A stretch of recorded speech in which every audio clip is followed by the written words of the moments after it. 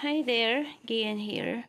Our Bible verse for today is all about Psalm 36:5.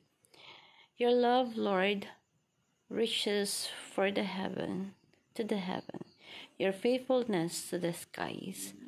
So sa Tagalog, ang wagas na pag-ibig mo, O Yahweh, ay walang hanggan, at ang iyong katapatan ay abot sa kalangitan.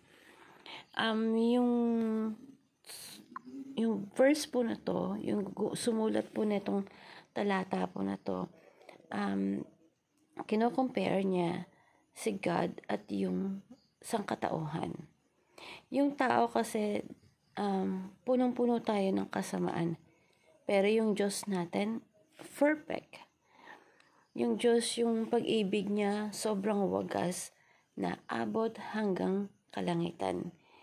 Kinukumpara ng sumulat na to yung humanity at yung Diyos. God's character kasi it's perfect. Tayo po na tao, yung buhay natin nakadesign to worship and honor and glorify God. Yung character po ng Diyos po natin napaka-perfect. Kahit anong pangunawa natin sa character ng Diyos natin, hindi natin maabot-abot eh. Why? Because perfect po ang ating Panginoong Diyos. Napaka-perfect. Yung pag-ibig ng Diyos, that is perfect love. May mga pangako ang tao na natutupad, pero may mga pangako din ang tao na hindi natutupad. May mga pangako na, di ba, may mga nangako sa atin na sasamahan tayo habang buhay. Pero yung mga tao na yun, wala. Ano nangyari? Hindi natupad. Sa iba sumama, sa iba, alam mo yun, parang butaw yung mga pangako ng mga ganon. May mga taong ganon. Pero ang ating Panginoong Diyos, yung perfection ng katapatan ng Diyos, si God yun eh. Yung perfection ng love, yung Diyos yun eh. Yung perfection ng justice, yung Diyos pa rin yun. Yung perfection ng mercy, yung Diyos pa din yun. Yung perfection ng holiness, yung Diyos pa rin yun. So, God's character is perfect. God love unfathomable. While we are a sinner, Christ died for us. Sabi nga sa Romans 5:9, but God demonstrated His own love for us in this, while we are in still sinner, Christ died for us. Ano yun? Yung pinatunayan ng Diyos, yung kanyang pag-ibig sa atin, nang mamatay si Kristo para sa atin noong mga panahon na tayo ay makasalanan.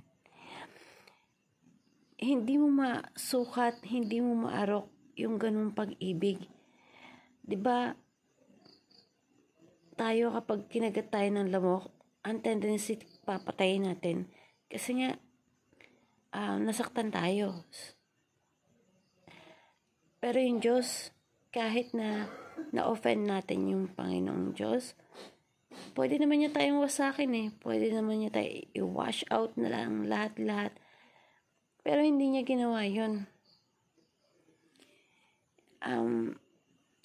Kahit makasalanan tayo, hindi niya ginawa yun. Pwede naman niya tayong puksain. Wasakin na lang. Doon sa mga panahon na na-offend natin yung Panginoong Diyos.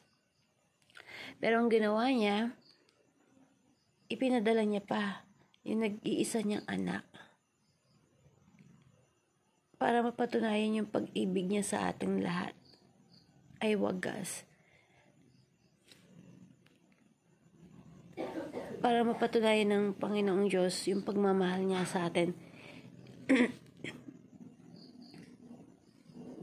Sobrang wagas. Na hindi natin, paano mo unawain yung ganong klaseng pag-ibig? Ibang klaseng pag-ibig yun. Kaya isa-isa niyang anak ay sinugo niya at namatay pa para sa atin. Yung pag-ibig ng Diyos, hindi mo kayang maarok yun. Hindi mo kayang sukatin yun. God's faithfulness is dependable. God is faithful to Himself. When God says something, He will do it. Because He is faithful to Himself. Itinatali ng Diyos ang sarili niya dun sa binibitawan niyang salita. Hindi pwedeng hindi gawin ang kanyang pinangako at sinabi. Pag may sinabi siya, gagawin niya yun. Kasi nakasalalay dun yung pangalan niya. Kaya pag nangako siya, nangako yung ating Diyos, gagawin niya yun. Sa Biblia, pwede mong i-claim, sisiguraduhin ng Diyos, gagawin niya yun. Kapag merong ipinangako sa Biblia na pwede mong panghawakan, pwede mong yakapin, gawin mo. Kasi tutuparin niya yun. Kasi hindi niya ilalagay yung pangalan niya sa kaiyan. Kaya pwede natin pagkatiwalaan yung Diyos sa kanyang mga sinabi at kanyang mga pangako. Because God is faithful to Himself and He will not break it. Any of His promises, hindi tulad ng tao na kapag nangako, hindi kayang tuparin. May mga taong hindi kayang tuparin pag nangako.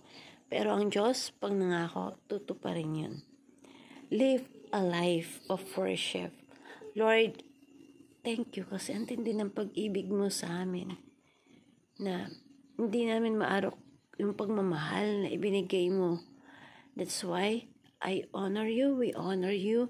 You sent your Son, die on the cross for us. Because of that, we honor you and we glorify you and we worship you, Lord. We live in a life of thanksgiving. Ikaw pa lang sapat na. Si God pa lang sapat na. Bonus na lang yung blessings niya sa atin eh. Doon pa lang sa ibinigay sa atin ng Panginoong Diyos yung kanyang nag-iisang anak, sapat na po yun.